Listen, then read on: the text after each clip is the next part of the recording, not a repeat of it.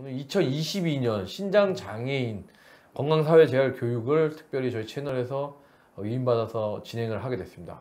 부제는 오래 쓰고 아껴 쓰는 투석 혈관 8가지 관리법 이렇게 되고요. 오늘 저뿐만 아니라 저희 우리 내과 박 원장님께서도 같이 또 얘기를 나눠서 우리 아주 유익한 시간이 되게 많은 도움을 하나하나 드리게 노력을 하겠습니다.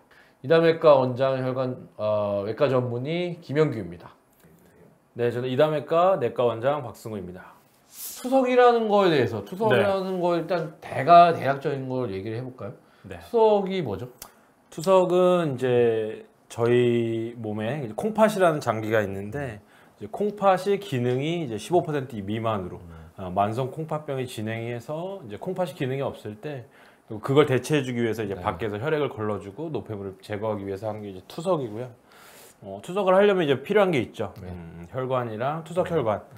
그리고 이제 투석 혈관을 만들기 전에는 이제 관을 꼽아서 혈액 투석을 위해서는 그런 게 이제 필요하고 그걸 이제 저희가 관리하고 유지시키고 이제 그런 거에 대해서 오늘 말씀을 드리려고 합니다. 네.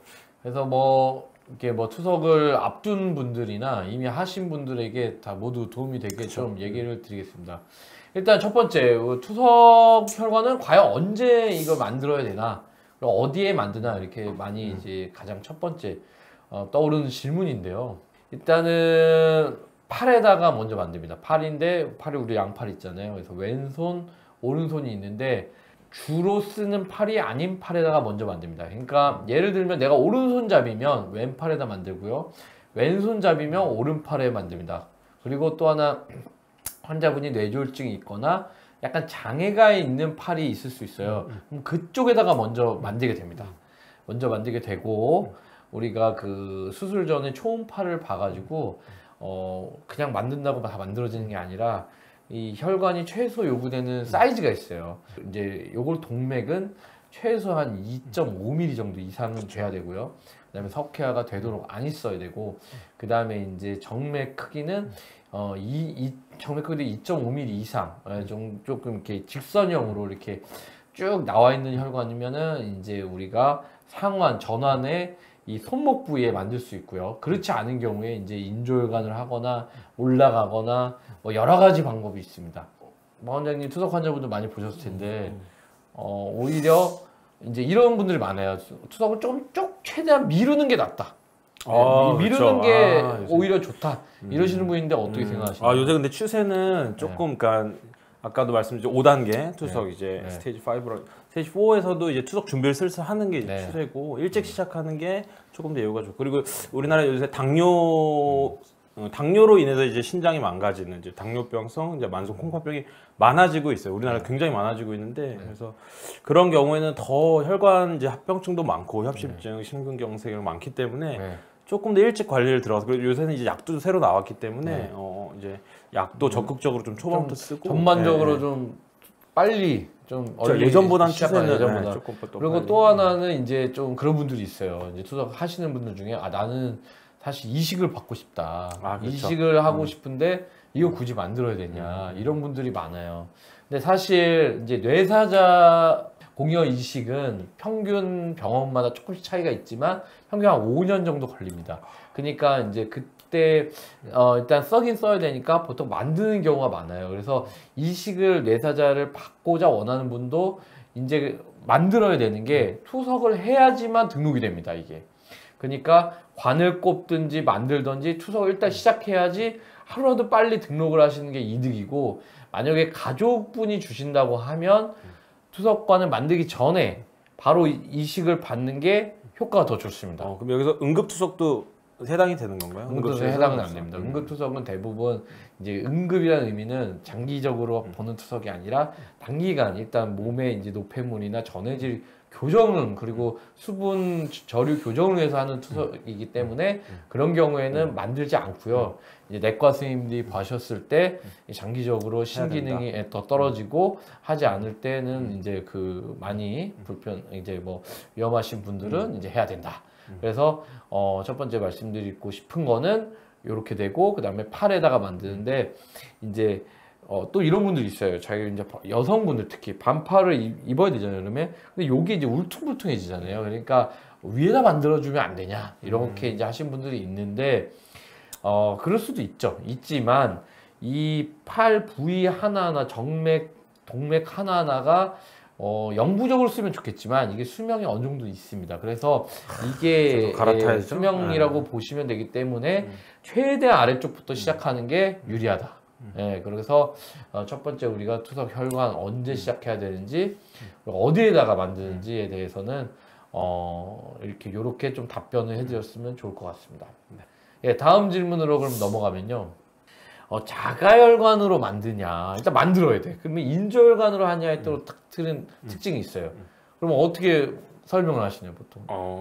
저는 뭐 투석 시작하는 분에게 이런 설명을 해본 적은 거의 없지만 네. 저는 이제 응급 투석 보통 이제 네. 혈관 뚫어서 많이 했는데 네. 보통 이제 그러니까 인조혈관이 더 튼튼하고 더 안전할 거라고 보통 이제 생각들을 많이 하시는데 그렇죠. 본인 혈관을 쓰는 게 더 좋다라고 그렇죠. 저는 이제 알고 있고. 그러니까 이제 장점은 이거예요. 자가혈관은 시동은 늦게 걸리지만 오래 가고요.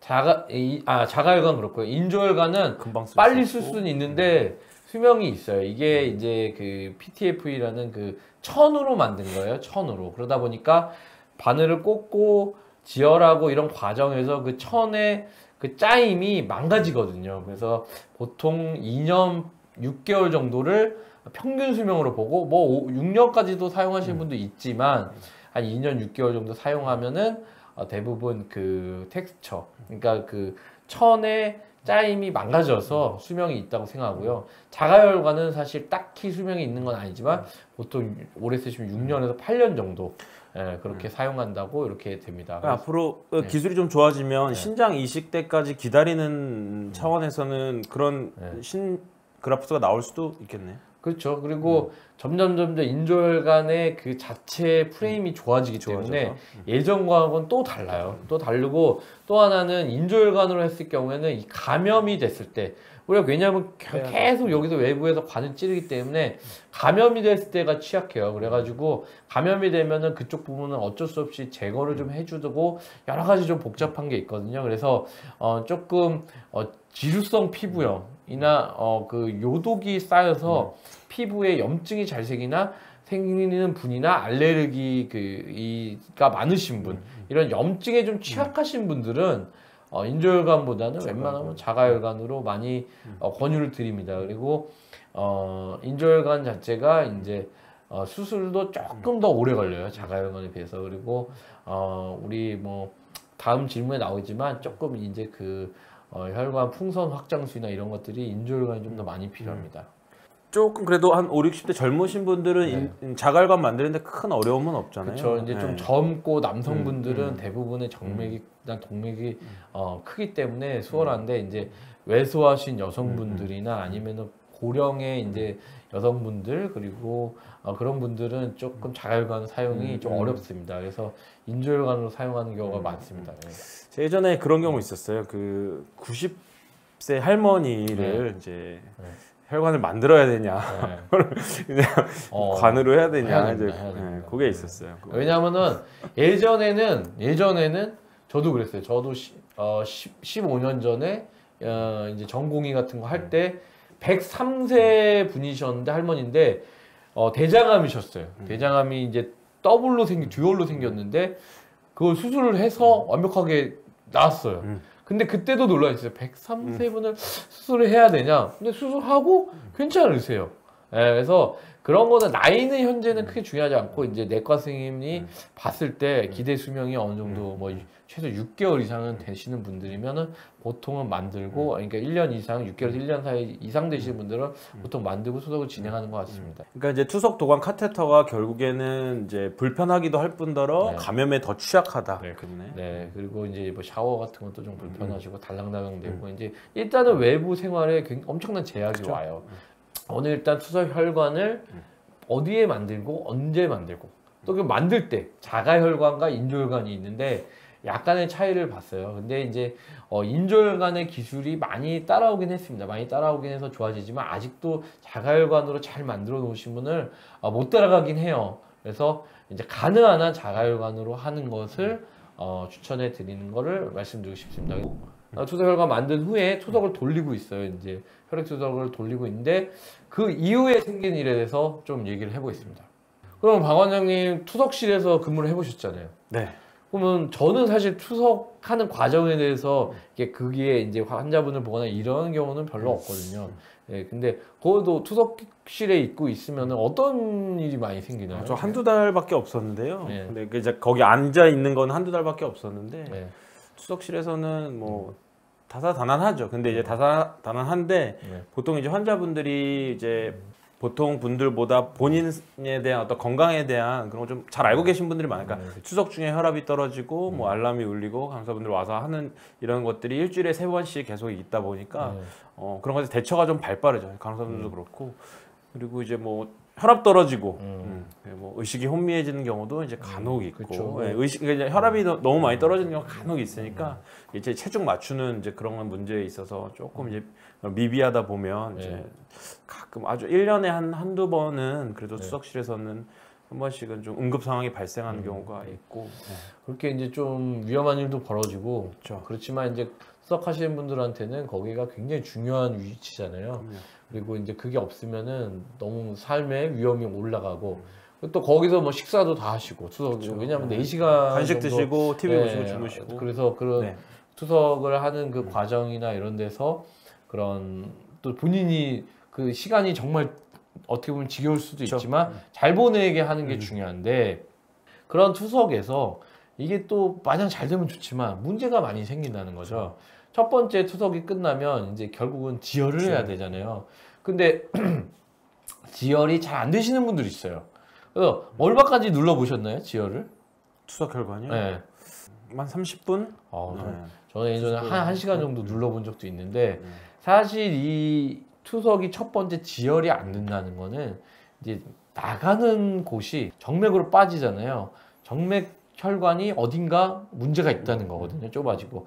그리고 투석을 돌리는 와중에서 동맥혈이 많이 들어오고 정맥혈이 잘 빠져야 되는데 그게 잘 안 되면 이제 알람이 뜨고 압력이 올라가고 우리 VP라 그러잖아요. 그래서 압력이 올라가고 이제 그런 게 계속 반복됐을 경우에 좀 조정을 해야 될 것 같은데 이렇게 내과 선생님들이 많이 이제 얘기를 하시거든요. 첫 번째 환자분이 느낄 수 있는 거는 이걸 항상 저는 그래요. 아침마다 만져보시라 그래요. 그쵸. 만져서 이제 항상 느껴지는 느낌이 있거든요. 이렇게 벌레 지나가던 듯한 느낌, 그리고 조금 이제 그 움직임, 이게 고유한 움직임이 있어야 되는데 진동이 오죠, 진동이. 그렇죠. 그렇죠. 그게 이제 우리 핸드폰 진동 울리듯이. 근데 그게 없을거나 그 약해지거나 아니면은 그런 진동이 와야 되는데 박동이 생기면은 이제 이상이 있다고 느낄 수 있습니다. 그래서 항상 만져보시고 예년과 똑같으면은 매일이 평범하면 문제가 없지만 그런 문제가 있으면 무조건 얘기를 하시고 환자분들 너무 잘 하시니까 그래서 첫 번째 지혈이 안 됐을 때 잘, 그 다음에 투석 중 알람이 떴을 때, 그리고 세 번째 아침마다 만졌는데 느낌이 달라졌을 때는 어느 정도 이상이 있다고 봐야 됩니다. 네. 그러니까는 지혈이 안 되는 게 보통 이제 우리 내과 선생님들은 이제 네. 이 혈액학적 문제 네. 그런 거 문제 생각하시는데 사실은 구조적인 문제가 굉장히 포션이 넓다, 크다. 왜냐하면 혈액학적 문제가 있어서 지혈이 안 되시는 분은 평소에 매일 지혈이 안 돼야 돼요. 근데 지혈이 잘 되시다가 어느 날부터 갑자기? 안 됐을 때는 이제 어딘가 나가야 되는 혈관이 좁아졌거나 막히거나 그랬을 때 동맥 압력은 세는데 나가는 게 갈 곳이 없으니까 이제 밖으로 자꾸 나가려고 이 압력이 올라가서 결국은 지혈이 안 되는 것으로 환자분한테 보이는 거죠. 사실은 아까 말씀드렸다시피 뭐 수명도 있지만 뭐 자가혈관은 한 8년, 인조혈관은 한 2년 반에서 3년 이렇게 있지만 그러면 그 수명이 되기 전에도 문제가 안 생기는 게 아니거든요. 이게 좁아지거나 막히는데 사실 이제 저는 이제 외과 의사 입장에서는 막히기 전에 오는 게 베스트예요. 예. 근데 실상은 막히고 많이 오세요. 예. 제일 좀 그런 게 저는 저 입장에서 굉장히 난처한 게 잘 뚫었는데 얼마 안 가서 바로 막혔을 때 그때 너무 힘들거든요. 그리고 또 하나는 투석 오늘은 잘 돌렸는데 끝났는데 막힌 거예요. 그러면은 이거 투석 잘 끝났는데 이거 당장 지금 뚫어야 되냐? 아니면 다음번 하기 전에 뚫어야 되나? 이런 게 조금 이제 고민이거든요. 그럴 때는 어떻게 판단하시나요? 추석이 일단 원활하게 됐더라도 지혈 잘 안 되고 막힌 것처럼 생각이 되면 바로 오시는 게 네, 그렇죠. 왜냐하면은 이렇게 그 자가혈관 중에 정맥류, 그러니까 많이 커지신 분들이 있어요. 커지신 분들이 있으면 혈전이 어느 정도 있어도 그게 다 혈전으로 되지 않거든요. 어느 정도 흐름이 있어요. 그때 뚫어주면은